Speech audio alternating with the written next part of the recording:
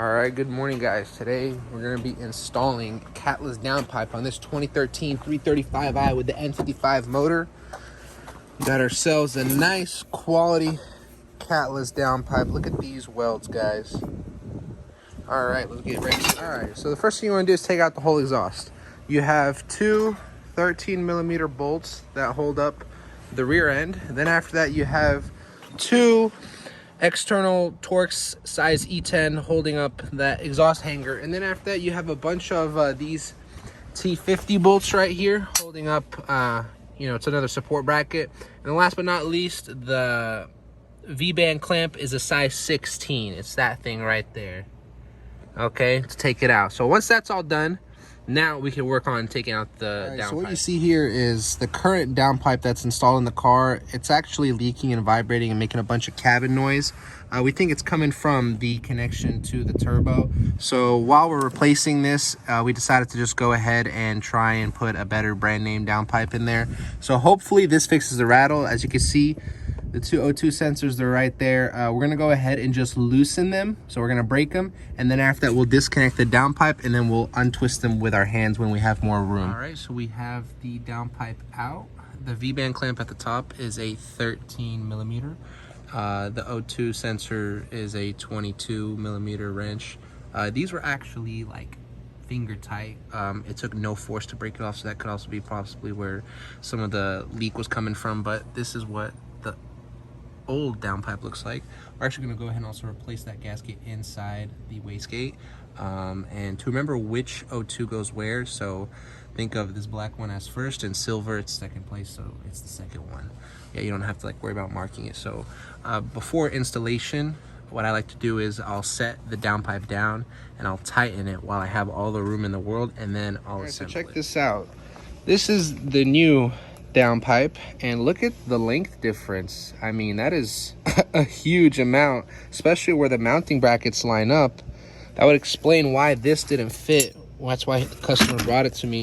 If you want to also take a look, you can see that the flange that goes into the turbo wastegate housing is a lot thicker than this. So if this is lined up, but look how much thicker this is, so it gets a nice good seat, especially with that gasket. This holds on to basically nothing.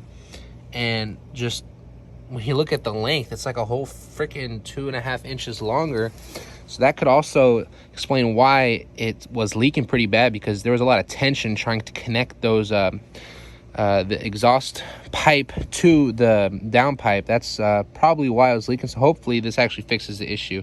That's why it's good to get brand name items. I think it's called Circuit Works. I don't know. I'll have to ask the customer, and I'll put it in the description so you guys want to stay away from this brand. This is the old gasket that goes to the turbo wastegate housing, and this is the new gasket. You can see how much thicker it is after it was compressed. It pretty much squeezes down. But guess, look at the price.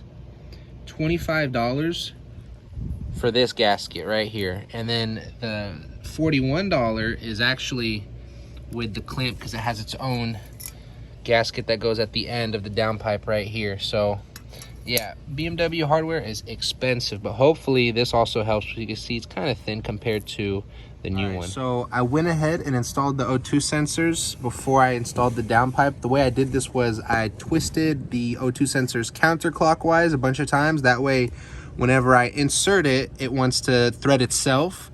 And then after I tightened it enough with the wrench, and now I installed the bracket that lines the downpipe up, and I'm going to show you with one hand why it's important, because this will hold the position perfectly, allows you to put the V-band clamp on and get a nice fit. So watch, you're going to slide this on, but then after that, hang on, 1 second. All right, let me not do this with fucking one hand. Now that I got it through that alignment pin right there, you can pretty much, look at that. So now, if I could zoom in, you see how it's already like perfectly seated? Just from having it rest on these points right here, I could go ahead and put the V-band clamp on, and then after that, I'll have like a perfect fitment. All right, so now, let me line it up for you. So what we did right here was I went ahead and connected the V-band clamp on. I made that tight as possible first, so that way it's sitting flush in a line. And then after that, I tighten these brackets, but not too much because, you know, it's an aftermarket pipe, so there's a little bit of gap, but I'm not gonna force it to flex and bend. So this right here is perfectly lined up. Now we just go ahead and install the exhaust and attach the Vband clamp to this. All right, so I went ahead and put on the Vband clamp first and tighten it, but to make sure it lines up, I just went ahead and lifted up the exhaust. I put this bracket so it rests and hangs on that, but I didn't tighten any of the exhaust bolts or this hanger.